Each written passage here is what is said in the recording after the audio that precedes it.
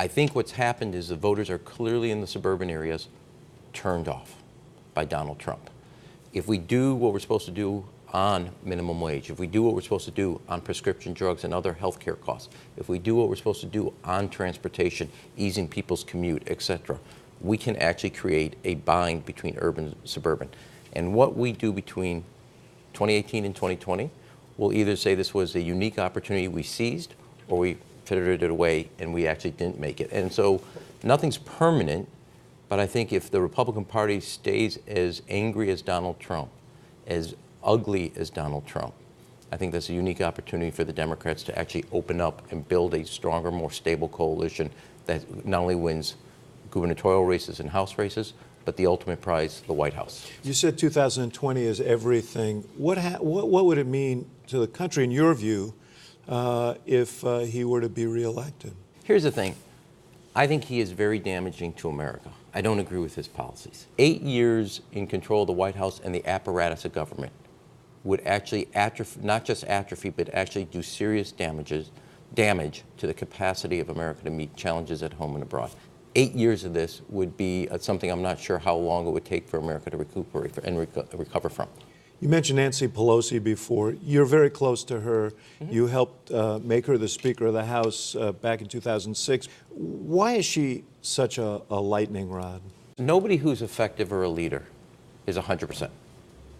They're going to have, they by nature have forces that are both real strong for and real strong against. That's what makes a leader. She's a tenacious fundraiser. That gives Democrats an advantage, or not an advantage, but eliminates a Republican advantage. She is an incredible strategist, tacticianer inside a caucus.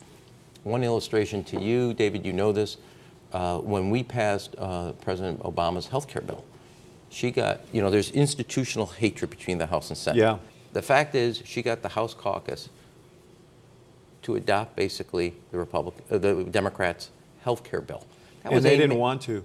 That would be a bone in your throat. The idea that you wouldn't go to conference on a major policy. And so and then she did it because she could keep her eye on the prize.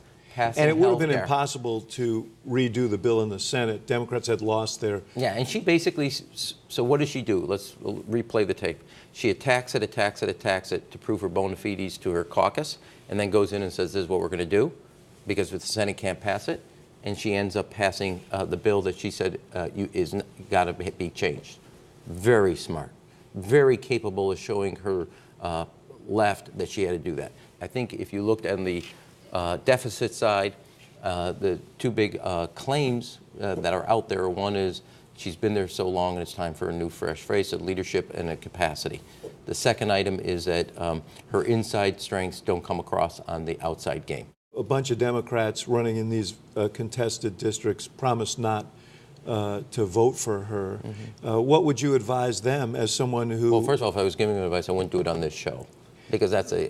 this is a convenient and I think efficient way to do it. I mean, don't they have a problem? Well, let me say one thing. This is one way to interpret the election, not the. The Republicans try to make Nancy Pelosi an issue. We made the issues the issue on health care costs, education. The Republican argument didn't work because we won more seats than any other time since Watergate.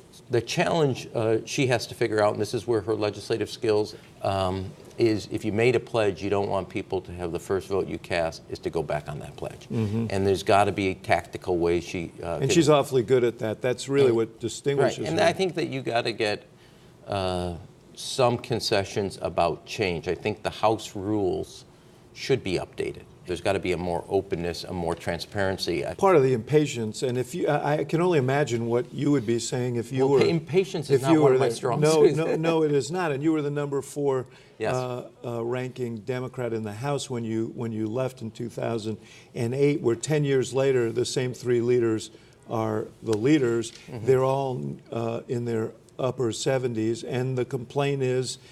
It's a legitimate... We need some upward mobility here. But that can be done at committee chairs. That can be done at a lot of different levels. One of the things maybe there should be term limits for committee chairmen.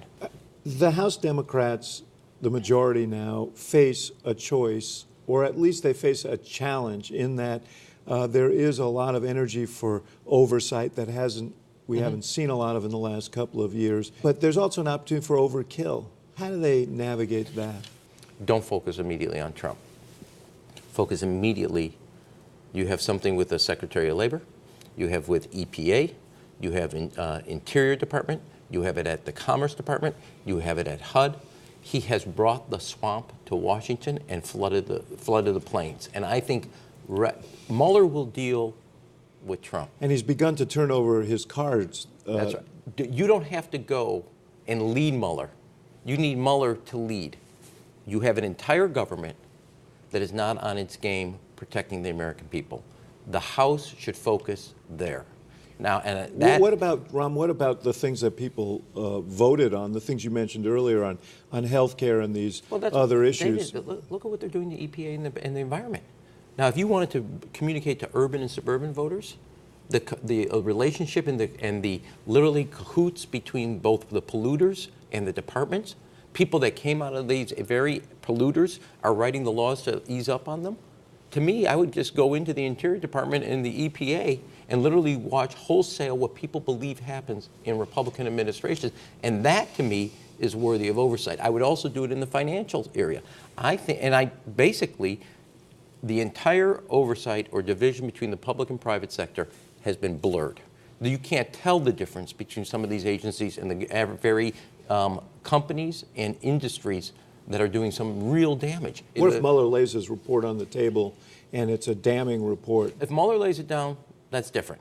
Before he lays it down, you also got to walk and chew gum. There's an entire element where the blurring between industry and government agencies there is no line.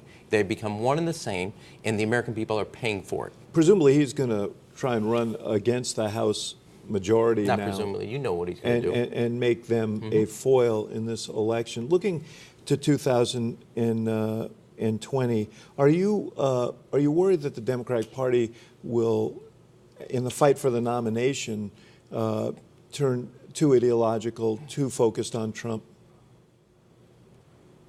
Well, he is the factor. I mean, there's just no getting away from it. I think I would both on substance, but as equally valuable on style, and I don't mean style in a bad way, on narrative and character, I would actually look for very clear contrasting points with the president. I actually think, David, American people are exhausted.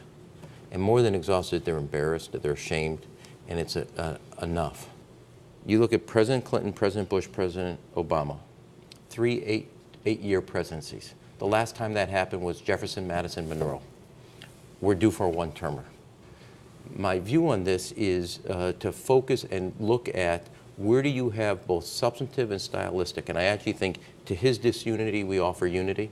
To his abrasiveness, we offer a more gentle. Doesn't mean you play gentle politics, but you make sure. You've never been an exponent of that, but.